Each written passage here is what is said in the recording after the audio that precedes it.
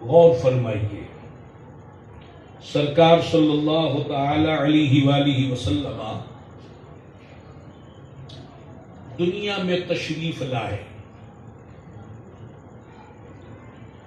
لوگوں کو ہدایت پر لانے کے لیے، صراط مستقیم پر چلانے کے لیے، ان کے دلوں کا تزکیہ کرنے کے لیے، ان کے دلوں کا تصفیہ کرنے کے لیے، ان کے باطن کو آراستہ کرنے کے لیے، اچھے اخلاق سے متخلق کرنے کے لیے، مزین کرنے کے لیے، ان کے ظاہر کو بھی سنوارنے کے لیے، باطن کو بھی سنوارنے کے لیے۔ تو آج پہلے ہمیں کچھ غور کرنا ہے کہ جس وقت سرکار دنیا میں تشریف لائے اس وقت دنیا کا حال کیا تھا۔ تو آئیے میں ایک مثال، ایک واقعہ اس وقت کا آپ کے گوشے گزار کرتا ہوں۔ اس ایک واقعہ کو سامنے رکھ کر آپ جان جائیں گے کہ اس وقت کیسے حالات تھے۔ چنانچہ بیان کیا جاتا ہے، ایک چرواہا اونٹوں کو چراتا تھا، جیسا کہ آج کل بھی گاؤں دیہاتوں میں لوگ بکریاں چراتے ہیں۔ مختلف گھر والوں کی بکریاں ایک ریوڑ کی شکل میں چراگاہ میں لے جاتے ہیں اور ان کو چراتے ہیں، سیر کرتے ہیں۔ اس وقت اونٹوں کو چرایا جاتا تھا۔ اونٹوں کو چرانے کا رواج بھی تھا۔ تو وہ جو چرواہا تھا، اونٹوں کو چرانے والا، بہت سارے اونٹوں کو لے کر، مختلف گھر والوں کے اونٹوں کو لے کر، اس گاؤں اس گاؤں، اس قبیلے اس قبیلے والوں کے اونٹوں کو لے کر وہ ان کو چراگاہ لے جاتا تھا، چرایا کرتا تھا۔ ایک دن اونٹ چر رہے تھے کہ ایک اونٹ کے بدن میں خارش ہوئی۔ ایک درخت کے تنے کے ساتھ اس نے اپنی کمر کو، جسم کو رگڑنا شروع کیا اونٹ نے۔ اب اونٹ ظاہر ہے ایک بڑے جسہ والا جانور ہے۔ جب اس نے درخت کے ساتھ اپنے جسم کو رگڑا تو درخت ہلنے لگا۔ اتفاق سے اس درخت پر ایک گھونسلہ چیل نے بنایا ہوا تھا، جس میں اس کے انڈے تھے اور کچھ بچے تھے۔ جب اونٹ نے درخت کو رگڑا، جسم کو رگڑا، درخت ہلا، گھونسلہ اس کا نیچے گر کر ٹوٹا، انڈے ٹوٹ گئے، بچے مر گئے۔ چرواہا یہ سب کچھ دیکھ رہا ہے۔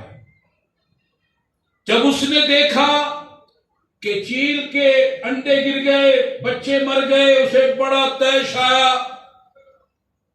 آؤ دیکھا نہ تاؤ دیکھا، تلوار رکھنے کا تو وہاں عام رواج تھا۔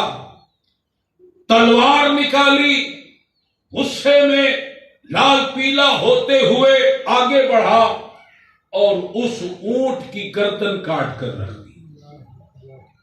اونٹ کو قتل کر دیا، مار دیا۔ اونٹ کے مالک کو خبر پہنچی کہ چرواہا نے میرے اونٹ کو مار دیا، قتل کر دیا۔ اسے غصہ آیا، وہ آپے سے باہر ہوا۔ اس نے بھی آؤ دیکھا نہ تاؤ دیکھا، آگے بڑھا اور اس نے چرواہے کا گلا کاٹ کے رکھ دیا۔ چرواہے کے گھر والوں کو، بستی والوں کو، قبیلہ والوں کو پتا چلا کہ ہمارے قبیلے کے بندے کو مار دیا اس قبیلے والوں نے۔ انہوں نے تلواریں نکالی اور اس پر چڑھائی کی اور اونٹ کے مالک کو قتل کر دیا۔ اب دونوں قبیلوں میں جنگ شروع ہو گئی۔ ایک عرصہ دراز تک وہ جنگ چلتی رہی، لوگ مرتے رہے، قتل ہوتے رہے۔ ان کا آدمی ان کے ہاتھ چڑھتا، یہ قتل کر دیتے، ان کا آدمی ان کے ہاتھ چڑھتا وہ قتل کر دیتے. اور اس کی بنیاد کیا تھی؟ چیل کے چند انڈے اور چند بچے، اس پہ انہوں نے انسانوں کا قتل کر کے رکھ دیا. یہ تھے ان کے اخلاق. قتل و غارت گری کرنا ان کا ایک مشغلہ بنا ہوا تھا. بات بات پر قتل کر دیا کرتے تھے، چھوٹی چھوٹی باتوں پر. حالی شاعر نے ان کے اس احوال کا ذکر اپنے اشعار میں یوں کیا: چلن ان کے جتنے تھے سب وحشیانہ، ہر ایک لوٹ اور مار میں تھا یگانہ. فسادوں میں کٹتا تھا ان کا زمانہ، نہ تھا کوئی قانون کا تازیانہ. وہ تھے قتل و غارت میں چالاک ایسے، درندے ہوں جنگل میں بے باک جیسے. نہ ٹلتے تھے ہرگز جو اڑ بیٹھتے تھے، سلجھتے نہ تھے جب جھگڑ بیٹھتے تھے.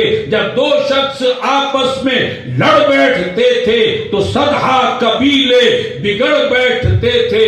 بلند ایک ہوتا تھا گرواں شرارہ، تو اس سے بھڑک اٹھتا تھا ملک سارا. وہ بغض اور تغلب کی باہم لڑائی، صدی جس میں آدھی انہوں نے گوائی. قبیلوں کی کر دی تھی جس نے صفائی، تھی ایک آگ ہر سو عرب میں لگائی. نہ جھگڑا کوئی ملک و دولت کا تھا وہ، کرشمہ ایک ان کی جہالت کا تھا وہ. کہیں تھا مویشی چرانے پہ جھگڑا، کہیں پہلے گھوڑا بڑھانے پہ جھگڑا. لبیجو کہیں آنے جانے پہ جھگڑا، کہیں پانی پینے پلانے پہ جھگڑا.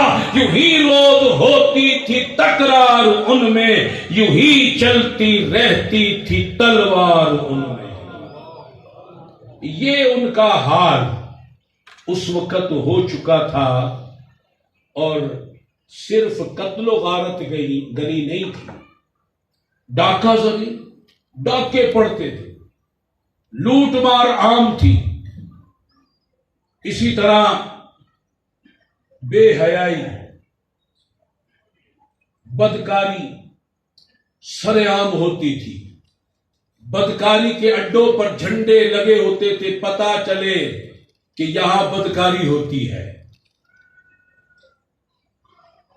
عورتوں پر، غلاموں پر، کمزوروں پر، بے سہاروں پر بڑا ظلم.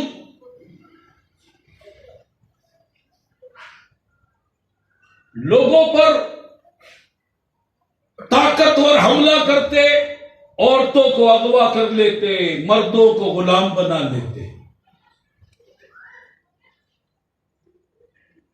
جب کسی کا باپ مر جاتا،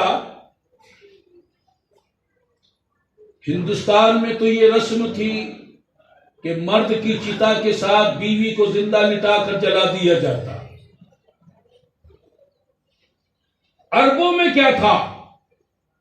جس طرح باپ کی دیگر جائیداد تقسیم ہوتی تھی بیٹوں میں، باپ کی جو بیویاں تھی، جو ان کی مائیں تھیں، ان کو بھی جائیداد کے طور پر تقسیم کیا جاتا تھا. اور وہ اپنی ہی ماؤں کو لونڈیاں بنا کر رکھا کرتے. اور بیویاں، وہ تو ان کی لونڈیوں سے بھی بدتر تھی. بات بات پہ مار پیٹ کرنا، ناک کان کاٹ دینا. بہن ہو، بیٹی ہو، کوئی وراثت میں ان کا حصہ ہی نہیں، وہ کسی شے کی مالک ہی نہیں. اور جب کوئی عورت بیوہ ہو جائے،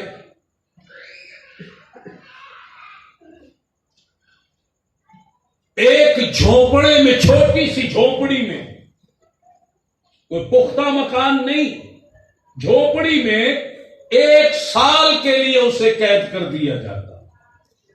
1 سال کے لیے. کھانا بھی اسی میں، پینا بھی اسی میں، سونا بھی اسی میں، گرمی بھی، سردی بھی، پیشاب پخانا بھی وہی. وہی ایک سوٹ، کوئی دوسرا سوٹ سال بھر نہیں.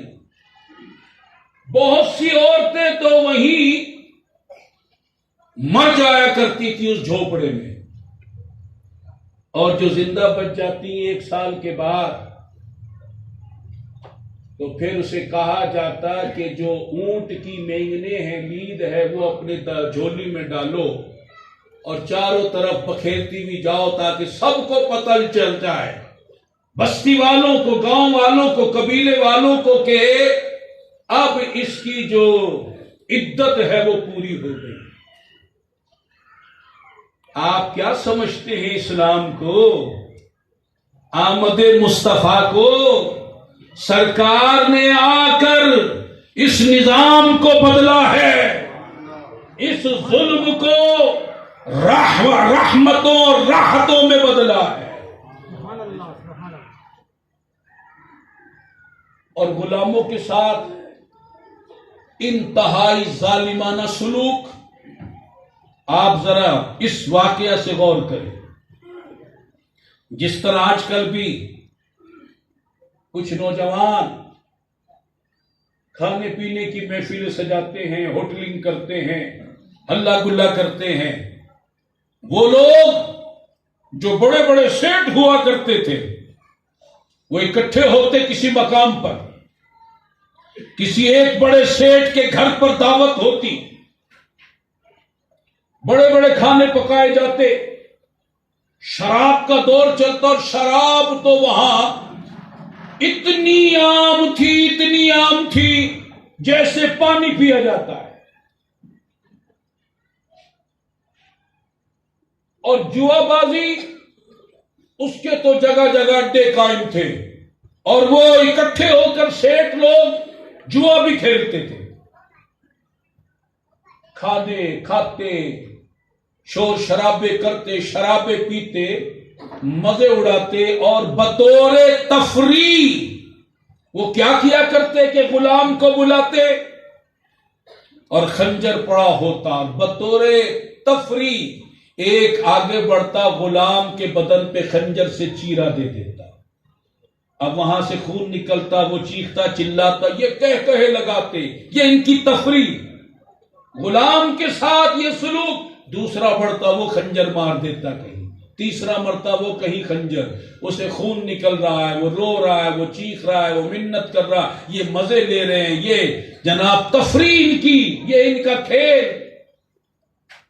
یہ حشر تھا. یہ حال اس وقت کا تھا. الامان والحفیظ، الامان والحفیظ. اور ایک اور بات جو وہاں ایک برائی پائی جاتی تھی، آج جو یہ عورتیں جس یورپ کے پیچھے لگ کر گندی آزادی کا نعرہ لگا رہی ہیں، انہیں پتا ہونا چاہیے کہ یہی یورپ والے تھے. عیسائی بھی تھے اس وقت، یہودی بھی تھے، مجوسی بھی تھے، یہ بت کو پوجنے والے، یہ ہندوازم والے بھی تھے. یہ سب وہاں ان عورتوں کے ساتھ کیا سلوک کر رہے تھے؟ کون سی آزادی دی ہوئی تھی جس کو آج آزادی کیا جاتا ہے؟ وہ تو ہوس پرستی ہے، وہ آزادی نہیں ہے، وہ تو جسم کی نمائش ہے، وہ تو جانوروں والی زندگی ہے. اس وقت یہی لوگ تھے جو عورتوں کے ساتھ کیا کیا ظلم کر رہے تھے کہ انہیں زندہ دفن کر دیا جاتا تھا. بچیوں کو بیٹی توہین تھی ان کے لیے، گالی تھی ان کے لیے. اور اس کا طریقہ کیا تھا کہ جب کسی کے ہاں ولادت کا وقت آتا، وہ اسے ایک میدان میں لے جاتا اور وہاں گڑھا پہلے سے کھودا ہوتا، عورت کو اس میں لٹا دیا جاتا. اگر بیٹا پیدا ہوا تو ساتھ لے کر گھر آ جاتا، بیٹی پیدا ہوتی تو وہی دفن کر دیا جاتا. دوسرا طریقہ، اگر بچی رہ گئی مرتے وقت دفن ہونے سے تو 6 سال کی جب وہ ہو جاتی تو باپ ہیلے بہانے سے اسے لے جاتا، پہلے سے گڑھا کھودا ہوا ہوتا۔ آج بھی حرم شریف کے سامنے اگر آپ دیکھیں تو ایک پل چڑھ رہا ہے، اور حرم شریف کے سامنے کی طرف اگر منہ ہو تو الٹے ہاتھ پر وہ میدان آج بھی موجود ہے کہ جہاں بچیوں کو زندہ دفن کیا جاتا تھا۔ وہ لے جاتا، گڑھا کھود کر بچی کو آگے کھڑا کرتا، پیچھے سے دھکا دیتا اور اوپر مٹی ڈال کر زندہ ہی اپنی بچی کو وہ دفن کر دیا کرتا تھا۔ یہ برائی کس نے مٹائی؟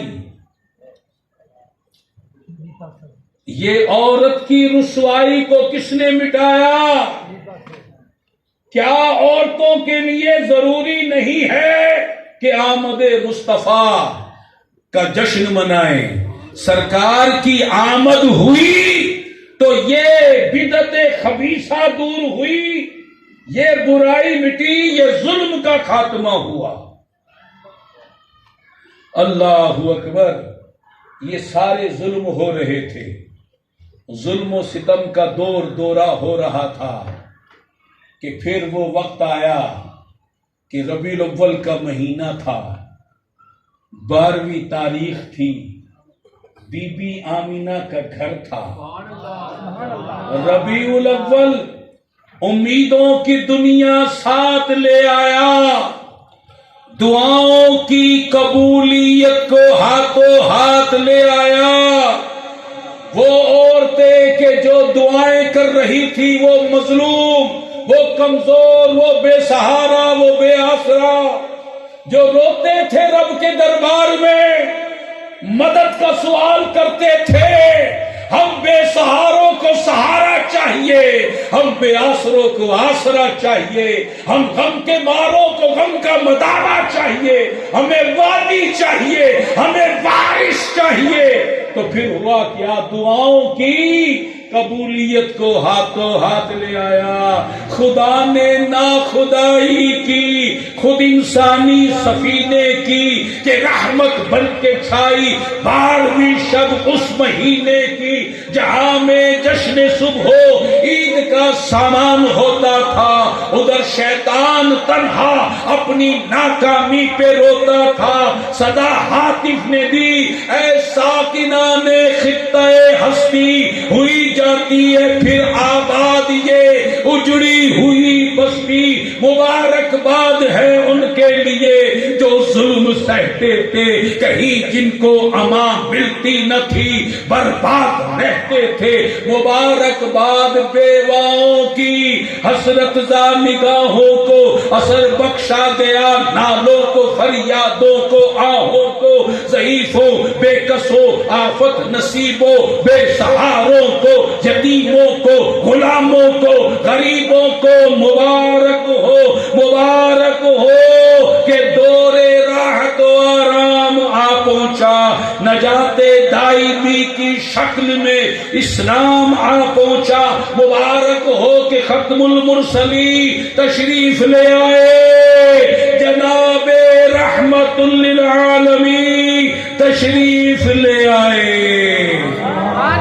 نعرہ تکبیر، نعرہ رسالت، نعرہ رسالت، سرکار کی آمد، سرکار کی آمد، سالار کی آمد، منٹھار کی آمد، منٹھار کی آمد، کریم کی آمد، رحیم کی آمد، رؤوف کی آمد، مظہر کبریا، مظہر کبریا، دونوں ہاتھ کو اٹھا کر مظہر کبریا، مظہر مصطفیٰ، مظہر مصطفیٰ۔ سرکار کیا تشریف لائے، نہ صرف مکہ مدینہ میں سارے جہاں میں انقلاب برپا ہو گیا. 70,000 ملائکہ کی بارات لے کر جبریل امین فرش زمین پر اترے. کیوں کہ محبوب خدا آ رہے ہیں. استقبال کے لیے آسمان کے ستارے جھک رہے ہیں کیونکہ سلطان دو جہاں تشریف لا رہے ہیں. عرش اعظم ذوق و شوق سے جھومنے لگتا ہے کہ نبی آخر الزماں تشریف لا رہے ہیں. زمین طرح طرح سے ناز کرتی فخر کرتی ہے کہ سرور کون و مکان تشریف لا رہے ہیں. سارے بت یکدم زمین کے اوپر منہ کے بل گر پڑے کہ بت شکن تشریف لا رہے ہیں. اللہ نے شیاطین کو جکڑ دیا اس لیے کہ کل عالم کے ہادی تشریف لا رہے ہیں. دریائے ساوا بڑی آب و تاب سے برسوں سے بہ رہا تھا. سرکار تشریف لائے یکدم خشک ہو گیا اور وادی سماوا میں دریا جاری ہو گیا کہ سب کو پتا چل جائے کہ شہنشاہ ارض و سما تشریف لا رہے ہیں. قصر نوشیروا ایران میں زلزلہ برپا ہوتا ہے. اس کے محل کے 14 کنگرے ٹوٹ کر گر پڑتے ہیں. نجومی خبر دینے لگتے ہیں کہ سن لے نبی آخر الزماں تشریف لا رہے ہیں. اب تیرے تخت پر صرف 14 بادشاہ بیٹھیں گے پھر یہ ملک بھی ان کا ہوگا, یہ تاج بھی ان کا ہوگا, یہ تخت بھی ان کا ہوگا اور یہ سارا ملک ان کے قبضے میں چلا جائے گا اس لیے کہ وہ مالک ارض و سما تشریف لا رہے ہیں. پارسیوں کا آتش کدا, مجوسیوں کا آتش کدا 1000 برس سے جل رہا تھا, بھڑک رہا تھا, آگ اس میں جل رہی تھی, ایک لمحہ کے لیے کبھی نہیں بجھا تھا, یکدم بجھ گیا اور سارے جوتشی پریشان ہو گئے اور ان کو بتا دیا گیا کہ دیکھ لو اللہ کے آخری نبی تشریف لا رہے ہیں. قریش 3 سال سے خشک سالی قحط سالی میں مبتلا تھے, فاقوں سے لوگ مر رہے تھے. سرکار تشریف کیا لائے, ہر طرف انوار بھی چھا گئے, قحط سالی بھی دور ہو گئی, ہر طرف خوشحالی ہی خوشحالی ہوئی کہ پھر رحمت کی بارشیں شروع ہو گئی, ہریالی ہی ہریالی چاروں طرف نظر آ گئی اور سب کو پتا چل گیا کہ رحمت للعالمین تشریف لے آئے. اللہ تعالی نے محبوب کی آمد کی خوشی میں اس سال جس کے ہاں بھی اولاد دی, کسی کے ہاں لڑکی نہیں, سب کو لڑکے عطا فرمایا. اور جب حضرت عبداللہ رضی اللہ تعالی عنہ کے گھر سرکار کی آمد ہوئی, آپ کے دادا جان سیدنا حضرت عبد المطلب رضی اللہ تعالی عنہ کعبے کا طواف فرما رہے ہیں. فرماتے میں نے دیکھا کہ اچانک کعبہ جو ہے وہ آمینہ کے گھر کی طرف جھک گیا, تعظیم کے لیے سجدہ کرنے لگا تاکہ سب کو پتا چل جائے کہ کعبہ کے پاسبان آ گئے ہیں. جبریل امین نے ایک جھنڈا مشرق میں لہرا دیا, ایک مغرب میں لہرا دیا, ایک بام کعبہ پر نصب کر دیا اور سب کو بتا دیا کہ اب نظام کو بدلنے والے وہ آقا، وہ مولا، وہ ملجا، وہ ماوا، وہ داتا، وہ سب کے حاجت روا تشریف لے آئے۔ اور صبح شب ہر طرف انوار کی بارش تھی، پر نور ہے زمانہ صبح شب ولادت۔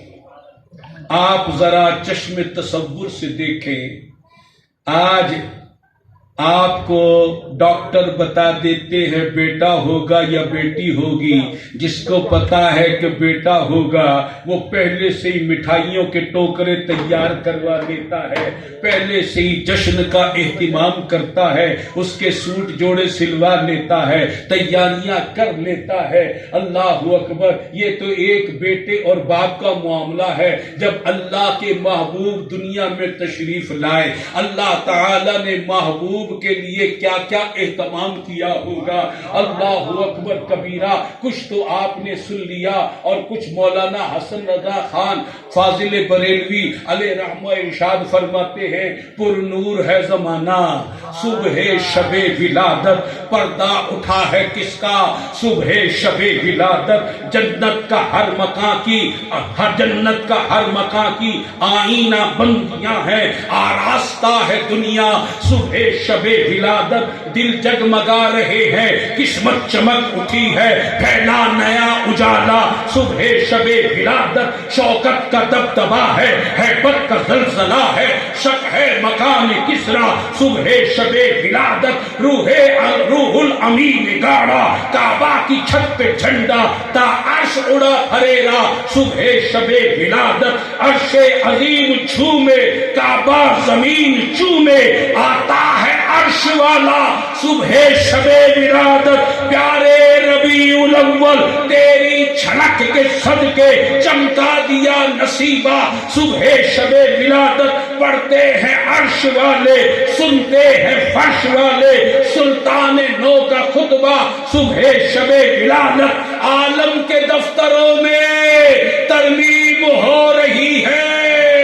عالم کے دفتروں میں ترمیم ہو رہی ہے، اب کون شہنشاہ ہوگا، کس کی بادشاہت ہوگی، کس کا حکم روا ہوگا، کس کا قانون چلے گا، کس کی مرضی پر عمل ہوگا، اب کون حاکم کائنات ہوگا۔ عالم کے دفتروں میں ترمیم ہو رہی ہے، بدلا ہے رنگ دنیا صبح شب ولادت، آئی نئی حکومت، آئی نئی حکومت، آئی نئی حکومت، سکہ نیا چلے گا، عالم نے رنگ بدلا صبح شب ولادت۔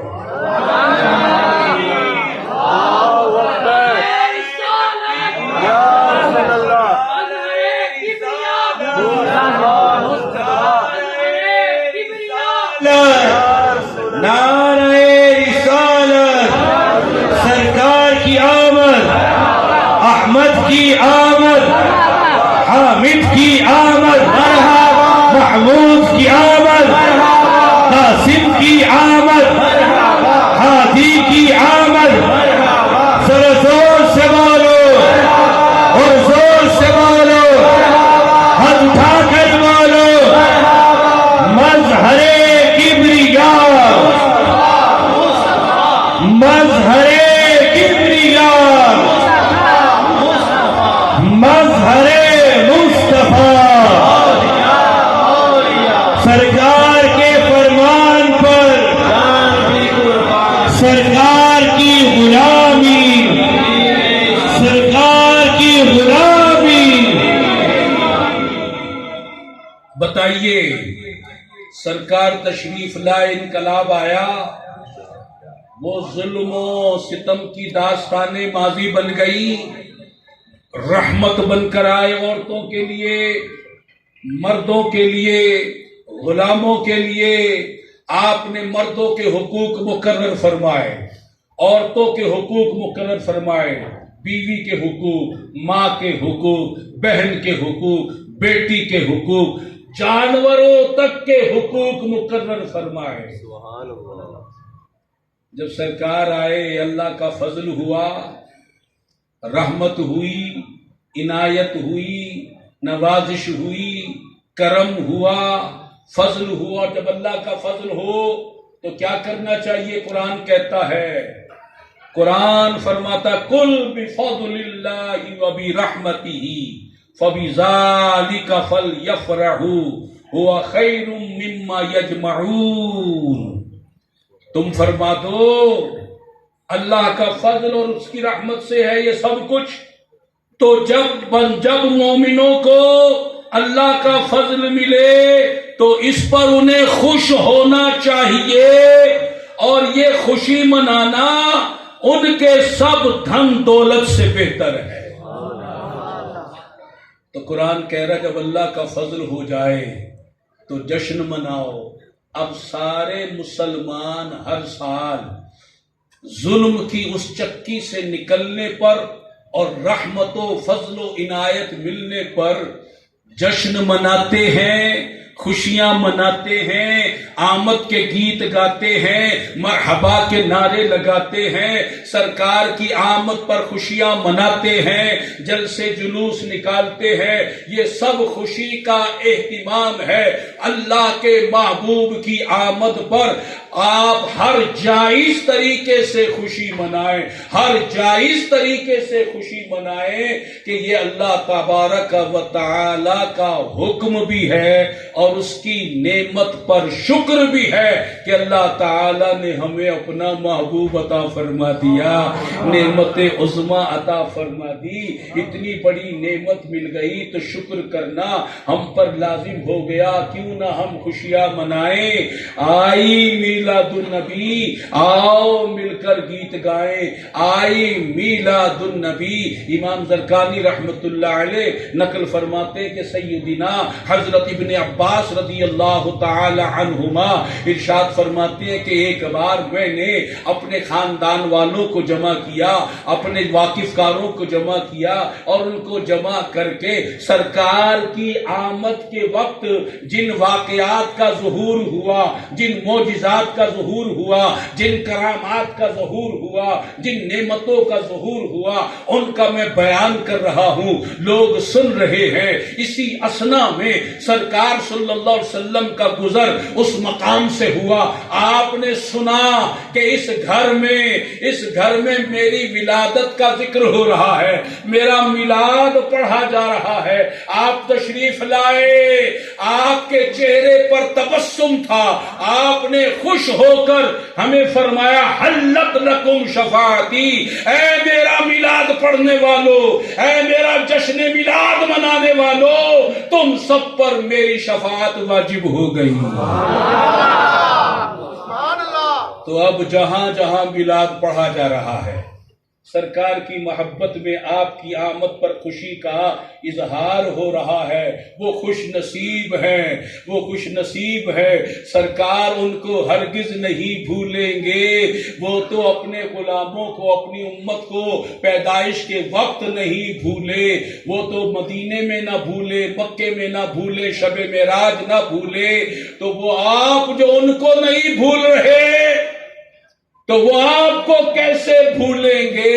یقیناً یہ میلاد منانے والوں کو سرکار روزے قیامت سورج کی گرمی میں جلنے نہیں دیں گے، سورج کی گرمی کی پیاس میں تڑپنے نہیں دیں گے، اپنے دامن میں بھی چھپائیں گے اور حوض کوثر سے پانی بھی پلائیں گے اور اپنے ہمراہ جنت بھی لے جائیں گے۔ تو اگر سرکار کی رحمتوں کو پانا ہے، بس آپ کا ذکر کیجئے، آپ کی عظمت کا بیان کیجئے، آپ کا میلاد منائیے، آپ کا جشن منائیے، آپ کا ذکر کیجئے، آپ کی آمد کی خوشیاں منائیے۔ اور جس طرح آج رات یہ میلاد کا اجتماع سجایا گیا ہے، اسی طرح کل جو 12ویں کا دن ہے اس میں جو مسلمان جلوس نکالتے ہیں، سرکار کی آمد کی محبت میں جلوس نکالتے ہیں، نعتیں پڑھی جاتی ہیں، سرکار کی آمد کے نعرے لگائے جاتے ہیں، اسی محبت کا اظہار کل بھی کرنا ہے، کسی اور کو نہیں، سرکار کو دکھانا ہے، حضور ہم آپ کی آمد پہ کل بھی خوش تھے، آج بھی خوش ہیں اور ہمیشہ خوش ہی رہیں گے. آپ کی آمد پر خوشی کے ڈنکے بجاتے رہیں گے. تو کل بھی آپ آمد پر جلوس نکالیں گے, خوشی منائیں گے, کل کے جلوس میں شرکت فرمائیں گے انشاءاللہ تعالی. انشاءاللہ تعالی. انشاءاللہ تعالی. تبلیغ دین کی عالمی تنظیم